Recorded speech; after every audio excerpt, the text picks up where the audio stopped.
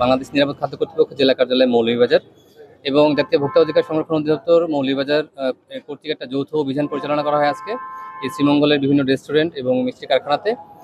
সেখানে মূলত আমরা যে ফোকাসটা ছিল সেটা হচ্ছে পোড়া তেলের ব্যবহার এবং মিষ্টি উৎপাদন বা জিলাপি উৎপাদনে হাইড্রোজের যে ব্যবহারটা এটা চেক করা এবং তার পরিষ্কার পরিচ্ছন্নতা স্বাস্থ্যবিধি এসব ঠিক আছে কিনা সেটা আমাদের দেখা। তো আমরা মোট 5টি প্রতিষ্ঠানে আমরা গিয়েছিলাম। পাঞ্চি ফুডে আমরা গিয়েছিলাম, সেখানে অপরিষ্কার নোংরা পরিবেশ পাওয়ার কারণে 50,000 টাকা জরিমানা হয়েছে। এরপরে আমরা লন্ডন রেস্টুরেন্টে গেলাম, সেখানে নোংরা পরিবেশ এবং পোড়া তেল ব্যবহার করার কারণে 50,000 টাকা জরিমানা হয়েছে। এরপরে আমরা গেলাম নূর ফুডসে, সেখানে আমরা অত্যন্ত নোংরা পরিবেশ, মাছির উপদ্রব এবং হচ্ছে স্বাস্থ্যবিধি না মেনে খাদ্য উৎপাদন করা এবং খোলা খাবার বিক্রি করা, এই সমস্ত অপরাধের দায়ে তাকে 50,000 টাকা জরিমানা করা হয়েছে। এরপর আমরা গেলাম হচ্ছে রোদ মিষ্টান্ন ভাণ্ডারে, সেখানে হাইড্রোজেন শনাক্ত হলো আমাদের কেমিক্যাল টেস্টের মাধ্যমে এবং তার কিছু অনিয়ম ছিল, সেগুলো তাকে সতর্কতামূলকভাবে তাকে 1 লক্ষ টাকা জরিমানা করা হয়েছে।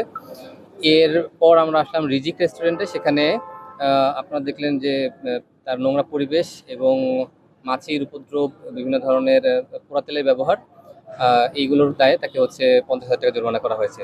তো বাংলাদেশ নিরাপদ খাদ্য কর্তৃপক্ষ, জেলা প্রশাসন এবং ভোক্তা অধিকারের পক্ষ থেকে এই ধরনের কার্যক্রম আমরা চলমান রাখবো।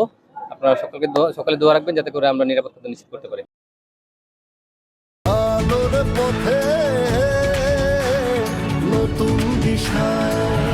টোটাল হচ্ছে 2.5 লক্ষ টাকা জরিমানা হয়েছে আজকে সারাদিনে। আসলে এখানে এইভাবে আসলে বলার আমাদের সুযোগ নেই। আমরা ধারা অনুসারে, আইনের অনুসারে আমরা যেটাতে সমস্যা পেয়েছি সেই অনুসারে আমরা জরিমানা করেছি। তবে আমরা যে প্রতিষ্ঠানগুলোতে আমরা গিয়েছি, স্বনামধন্য প্রতিষ্ঠানগুলোতে আমরা যাওয়ার চেষ্টা করেছি যেখানে মানুষের আনাগোনা বেশি এবং তাদের স্বাস্থ্য ঝুঁকিটাও, যেহেতু একটা প্রতিষ্ঠানে অনেক মানুষ গেলে সেখানে তাদের মাধ্যমে কোনো ভুল ত্রুটি থাকলে অনেক বেশি মানুষ ক্ষতি হওয়ার সম্ভাবনা থাকে। তো সেই জন্য আমরা বড় প্রতিষ্ঠানগুলোতে যাওয়ার চেষ্টা করেছি।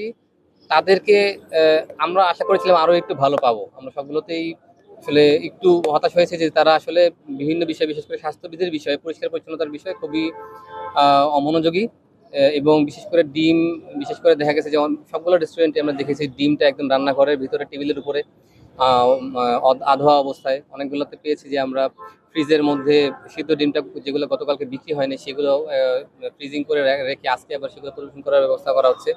তো এগুলো আসলে স্বাস্থ্যের জন্য খুবই ঝুঁকিপূর্ণ। তো এই সমস্ত কারণে আমরা তাদেরকে সচেতন করেছি।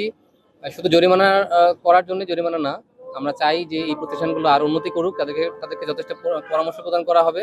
তারা নিরাপদ খাদ্য কর্তৃপক্ষের পরামর্শ অনুযায়ী যদি চলে তাহলে অবশ্যই তারা ভালো আর উন্নতি করতে পারবে।